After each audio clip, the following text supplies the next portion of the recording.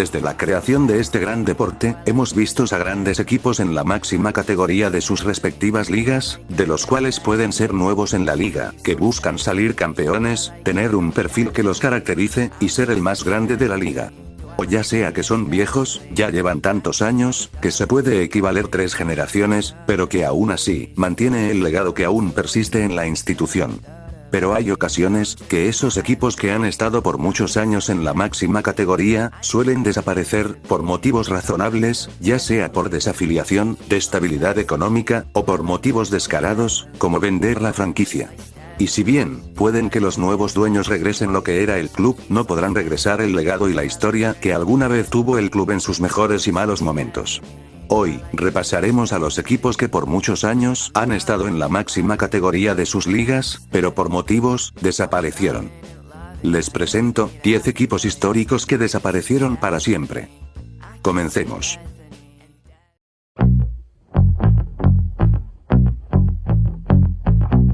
El Alumni Athletic Club fue uno de los clubes más importantes en los orígenes del fútbol argentino. Fundado en 1898 por estudiantes y descendientes de británicos, dominó completamente la era amateur, ganando la mayoría de los campeonatos oficiales organizados por la Asociación del Fútbol Argentino antes de la llegada del profesionalismo. El club se mantuvo fiel a los valores amateuristas, en una época donde el fútbol comenzaba a transformarse en un negocio. La falta de jugadores disponibles, problemas organizativos y la negativa a profesionalizarse llevaron a que el equipo compitiera hasta el año de 1911 y, finalmente, 2 años después, en 1913, se disolviera debido a las complicaciones que aparejaba el recambio de jugadores.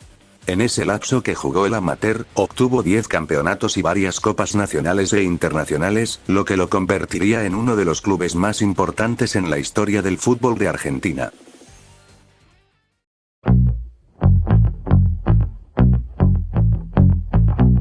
Conocido como KURK, fue una institución deportiva uruguaya fundada el 28 de septiembre de 1891 en Villa Peñarol.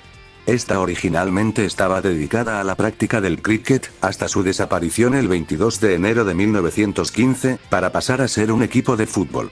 Este fue uno de los grandes equipos propulsores del fútbol uruguayo en sus inicios, y se independizó del resto del club en 1913. No obstante, hay registros de que el KURK continuó disputando encuentros de fútbol hasta su disolución. Y en el año 1915, el KURK dejó de competir oficialmente. Su estructura, y el espíritu, dieron paso a una nueva institución, llamado Peñarol. Aunque existe un debate histórico sobre la continuidad entre ambos clubes, el KURK como entidad original desapareció formalmente. No hubo quiebra ni sanción, solo fue una transformación institucional que marcó el inicio de una nueva era del fútbol uruguayo.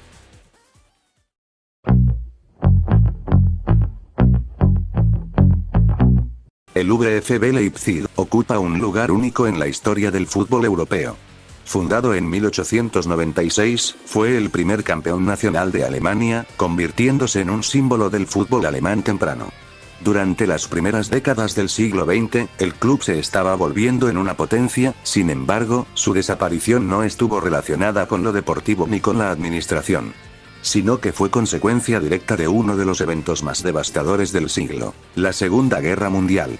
Tras el conflicto, las autoridades aliadas disolvieron numerosas instituciones alemanas, incluyendo clubes deportivos, como parte de un proceso de reconstrucción política y social. Desafortunadamente, el VfB Leipzig fue uno de ellos, haciendo que un campeón histórico desapareciera no por errores propios, sino por el contexto político y bélico del país.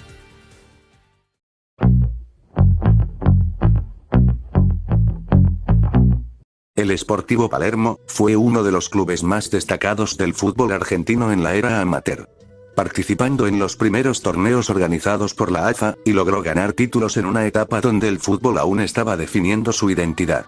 El club representaba a una época distinta, donde la pasión y el amateurismo predominaban sobre el dinero. Sin embargo, con la llegada del profesionalismo, el fútbol comenzó a exigir estructuras económicas más sólidas, plantillas pagadas y mayor inversión, haciendo que el club no lograra adaptarse a ese nuevo contexto. Sin grandes escándalos ni sanciones, fue perdiendo competitividad, apoyo y recursos, hasta desaparecer lentamente. Hoy su nombre sobrevive únicamente en los registros históricos, como uno de los clubes que ayudaron a construir el fútbol argentino moderno.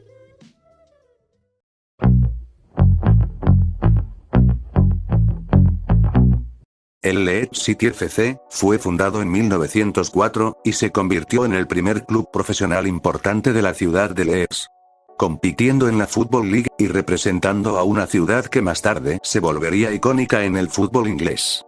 Su final llegó tras la Primera Guerra Mundial, cuando se descubrió que el club había realizado pagos ilegales a jugadores durante un período en el que el fútbol estaba oficialmente suspendido, lo cual estaba prohibido.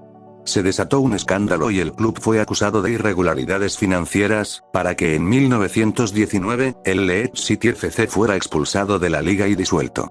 Aunque poco después nació el Leeds United, pero el club original quedó oficialmente borrado. Este caso marcó uno de los primeros grandes ejemplos de sanciones severas en el fútbol inglés.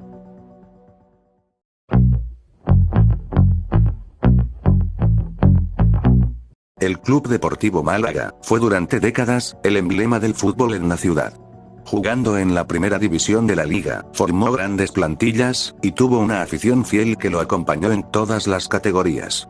Sin embargo, a finales de los años 80 y principios de los 90, el club entró en una profunda crisis económica. La mala gestión, las deudas acumuladas y la falta de soluciones, terminaron por colapsar la institución. En 1992, el Málaga desapareció. Años después, nació el Málaga CF, que heredó la afición y el estadio, pero no la identidad jurídica ni la historia completa. Para muchos aficionados, la desaparición del CD Málaga fue una herida que nunca cerró.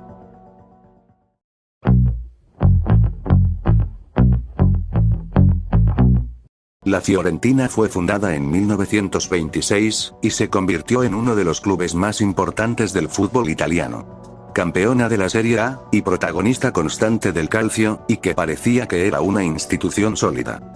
Sin embargo, a principios de los años 2000, una crisis financiera profunda reveló una mala gestión económica prolongada, haciendo que las deudas crecieran aún más hasta que volviera insostenibles. En 2002, el club quebró y desapareció momentáneamente, porque sería refundado, y regresaría al fútbol profesional, mostrando un nuevo perfil, y dejando atrás lo que era el original.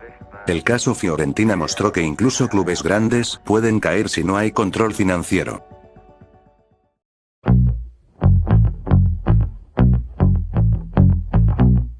Fundado en 1885, el Bury Football Club fue una institución profundamente arraigada en la historia del fútbol inglés.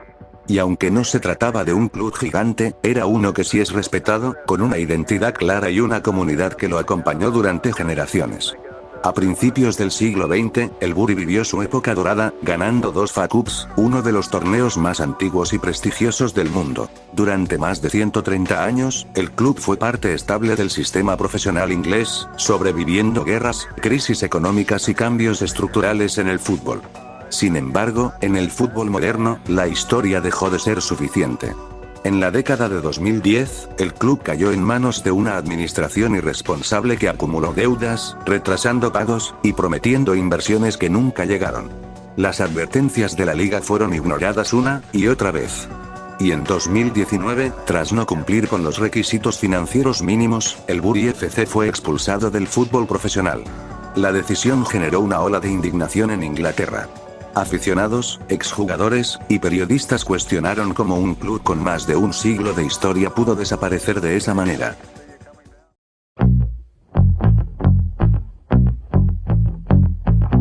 El Parma AC fue uno de los ejemplos más claros de éxito deportivo en el fútbol europeo moderno.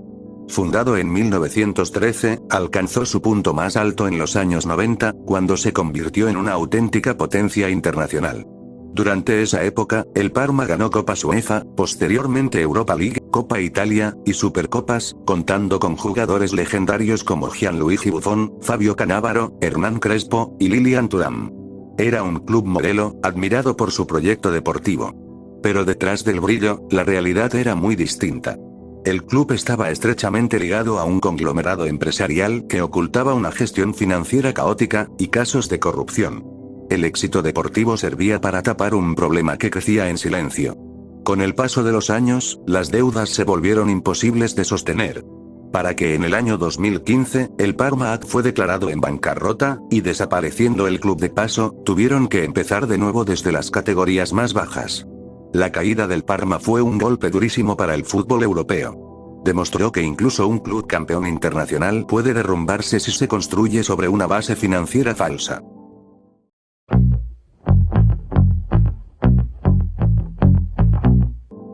Era obvio que iba a estar este equipo en este top, y ya todos lo debemos de conocer. Los Tiburones Rojos de Veracruz fueron mucho más que un club de fútbol, fueron un símbolo cultural de la ciudad y del puerto. Fundados en 1943, que representaban la pasión, la identidad, y una de las aficiones más intensas del fútbol mexicano. A lo largo de su historia, Veracruz vivió etapas gloriosas, con títulos de liga y de copa. Pero incluso en los peores momentos, el club siempre regresaba, sostenido por su gente. El problema fue que los errores administrativos se repitieran durante muchos años.